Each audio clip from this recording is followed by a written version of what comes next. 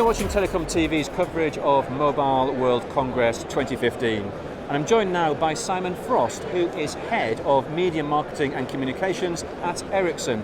Simon, thanks for talking with TelecomTV. Now, Ericsson has said that the TV industry is undergoing its greatest period of change. How is this change affecting how you deal with your customers? As you say, yes, the TV industry is undergoing a huge transformation based on this trend that we see emerging towards the network society, something Ericsson calls the network society. And it's really mobility, broadband and the cloud transforming all of the customers in the value chain of media. So whether that's content owners, broadcasters, TV service providers, that whole value chain is being challenged by the fact that consumers expect to get their content online, they expect their immediacy of content, and so we're seeing more and more of our customers wanting to relate to the consumers. More and more customers get closer to the consumers with over-the-top services, for example. And Ericsson's really been investing for quite some time in building out the capabilities in portfolio and in services to address all those customers on that value chain. So the needs of the broadcaster are quite different to the needs of the telco and the pay TV service provider or cable or satellite.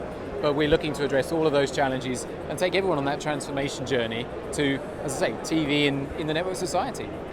An increasing amount of traffic is being consumed by mobile networks. How does Ericsson see this trend progressing, and what are the implications? Mobile media consumption is going up phenomenally, absolutely phenomenally. I think today it's about 45% of all telco networks for mobile. By 2020 we predict that's going to be 55% of all of the traffic. And the traffic itself is going to go up 8 times. And all of that traffic is really accelerated by video consumption. So consumers want video on the move, they want video on all their new devices. So as you say, the big challenge is how to deliver that high quality service and how to engineer those networks so they're ready for video. So at Mobile World Congress 2015, of course, Ericsson's pioneers in mobile networks, we're showing how you can do that. One technique, for example, is something called LTE broadcast. It's the ability to actually broadcast the video inside using cellular network technologies. We've been showing that for a little while. There's been a lot of trials that Ericsson's enabled, but it's another technique in the toolbox for how to offload that heavy video traffic, but guarantee that quality of experience to the consumer. So we are really looking at how we can make sure that every network is a video network. You mentioned LTE broadcast. Can you explain what that does? So LTE broadcast is the capability of 4G networks to be able to switch some of the cells, some of the capacity, into a broadcasting of one signal.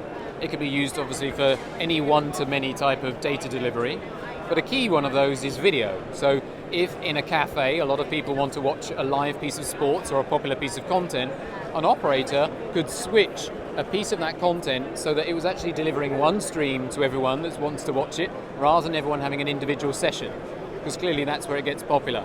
But it opens up new opportunities. A great example is in stadium TV. So if you've got thousands of people at a live sporting event, or NASCAR or something like that, Formula One, think of the extra experiences you could give them from live camera feeds, for example, from all the Formula One cars, in an augmented experience on an app. Or to deliver that to a stadium, it's a very dense environment to deliver a lot of video to. So again, the ability to broadcast or multicast that video is highly efficient for the network and guarantees the quality of experience for the consumer. So it's a very powerful technology with multiple use cases. And what are some of the other untapped opportunities that operators have to meet the evolving customer requirements? So I think another great opportunity, along with LTE broadcast, is the ability to actually build your network very efficiently for caching video, for storing video, and for also having a lot of business enablers. So one of the launches that we had at Mobile World Congress this year is an evolution of something we call the Media Delivery Network. So that's a solution that empowers the operator to both store, manage, move video closer to the edge, accelerate that streaming experience, but we're giving them a load of tools for ways to monetize that, find ways to pre-integrate partnerships with global CDNs, ways of getting content in different ways. So it's a whole framework of technology and business enablers that helps the operator, again, manage video very efficiently. And perhaps the second I can touch on is something we call Media First. So Media First is our new cloud TV platform. And really, if you're going to be the ultimate aggregator of content, because what we're seeing is consumers now have to find content on all these online sources as all of these new play services pop up. But we think there's a really strong opportunity still for a pay TV service provider to aggregate all of this content, linear, live and on demand, and provide a really amazing experience for how you recommend it, discover it, search it. There's a great opportunity, I think, still for that, and the Media First Cloud TV platform really uses all the latest web technologies to provide that capability to any pay TV service provider, telco, cable or satellite. Simon Frost, thanks for joining us on Telecom TV.